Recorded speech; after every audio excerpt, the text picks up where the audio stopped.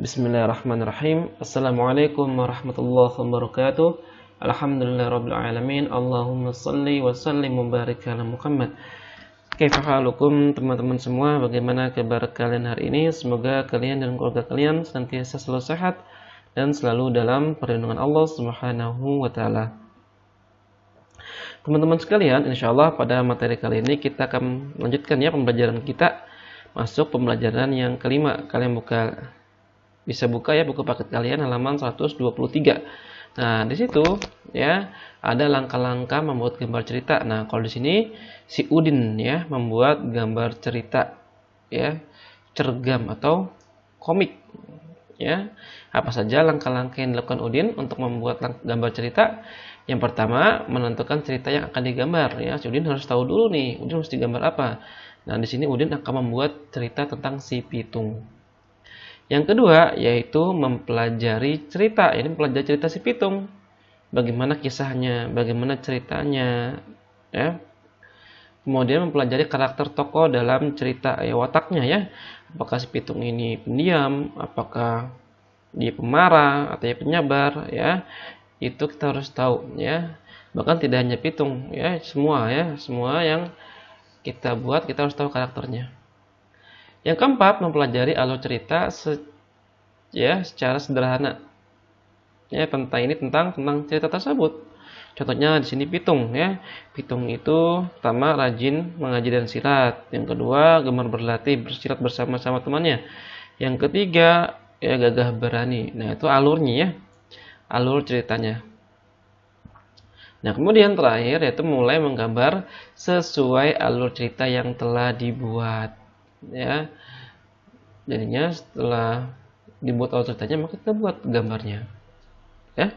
Nah, kemudian juga di bawah ya kalian lihat pada halaman 123 itu ada hal-hal yang perlu disiapkan ya dalam membuat cerita bergambar. Ada alat dan bahan, sketsa, kemudian ada penyempurnaan sketsa juga. Nah, pada halaman 124, nah ini hasil karya tadi siapa namanya saya lupa ya, si Udin ya, tentang si Pitung. Ya. Nah, teman-teman, ya, si Pitung ini dia adalah orang yang pandai dalam seni bela diri. Ya. Ternyata teman-teman dalam bela diri itu memiliki manfaat. Ya. Apa saja? Yang pertama manfaat fisik. Ya. Jadi dengan pergerakan pencaksilat ini yaitu akan terbentuknya koordinasi otot-otot tubuh. Ya, terbentuk postur tubuh yang seimbang yang sangat penting untuk mengurangi resiko timbulnya penyakit serta menciptakan stamina dan ketahanan tubuh. Ya, itu manfaat pencaksilat dari manfaat fisiknya. Nah, kemudian halaman 125 ini ada tentang jantung, tentang stroke ya. Sudah pernah kita bahas, nanti kalian bisa merujuk ya, dibaca kembali. Nah, kemudian yang kedua, manfaat dari pencaksilat adalah manfaat emosional ya. Ini bisa mengendalikan emosi ya orangnya. Dalam pencaksilat juga diajarkan cara menghindar dan kemudian cara menghadapi lawan secara efektif dan efisien. Ya, dengan pencaksilat kita bisa membela diri kita ya dari konflik ya atau dari permasalahan. Nah, seni bela diri tidak mengajarkan kamu untuk menghabisi penyerang tanpa ampun ya, tidak ya. Nah, kemudian ada manfaat sosial dari seni bela diri.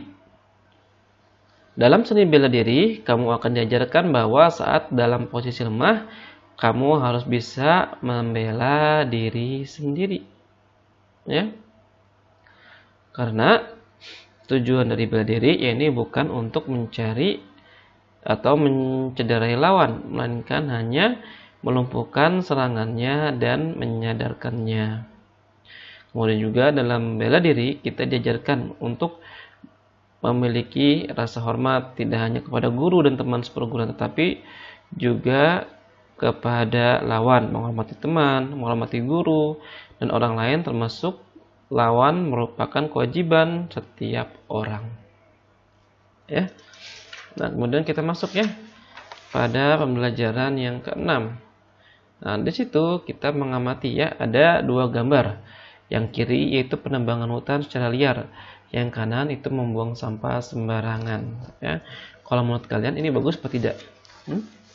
Ya, tentu tidak ya, karena penambangan hutan secara liar itu bisa menyebabkan tanah longsor. Jadi ketika hujan, air hujan itu tidak diserap oleh pohon, tetapi terus mengalir ya, sehingga bisa terjadinya tanah longsor dan banjir. Kemudian yang kanan ini buang sampah sembarangan ya, karena dengan buang sampah sembarangan itu bisa menyebabkan tersumbatnya aliran ya, sehingga drainasenya tidak berfungsi dengan baik. Ya. Nah, teman-teman sekalian, menjaga lingkungan ya agar bersih di masyarakat itu merupakan tanggung jawab segenap warga masyarakat. Nah, banjir yang terjadi dalam lingkungan masyarakat kebanyakan akibat kelalaian warga masyarakat setempat. Karena apa? Masyarakat tidak sadar dengan kewajiban yang telah diembannya. Di antaranya itu menjaga kebersihan dan keamanan lingkungan. Ya, ini ya salah satu contoh ya, tidak adanya kesadaran warga ya tentang tanggung jawab dia terhadap lingkungan sekitarnya. Ya. Nah, kemudian ada pantun ya, halaman 131. Pagi-pagi makan roti, ini semua buatan ibunya. Wahai kawan baik hati, bertanggung jawab hukumnya. Ya, ini ya. Minta uang langsung diberi, beli baju pasti kita senang, bertanggung jawab bikin hati berseri, semua riang, semua senang. Ya, ini pantun ya, pantun nasihat ya tentang wajibnya kita bertanggung jawab ya, baik untuk diri sendiri, keluarga maupun di masyarakat. Ya, pantun nasihat ya. Nah, ternyata teman-teman sekalian, nasihat tentang pentingnya melaksanakan tanggung jawab sebagai warga masyarakat selain dapat dituangkan melalui pantun, juga dapat dituangkan melalui gambar di bawah ya. Ya, gambar di bawah ini menceritakan tentang pelaksanaan tanggung jawab warga masyarakat dalam menjaga keamanan lingkungan. Menjaga keamanan lingkungan dapat dilaksanakan melalui kegiatan siskamling secara bergantian. Ya, itu nasihat ya. Nasihat bisa dituangkan dalam pantun atau dengan kegiatan. Mungkin saja ya Pak Hendra, teman-teman sekalian. Syukran wa jazakumullah khairan. Assalamualaikum warahmatullahi wabarakatuh.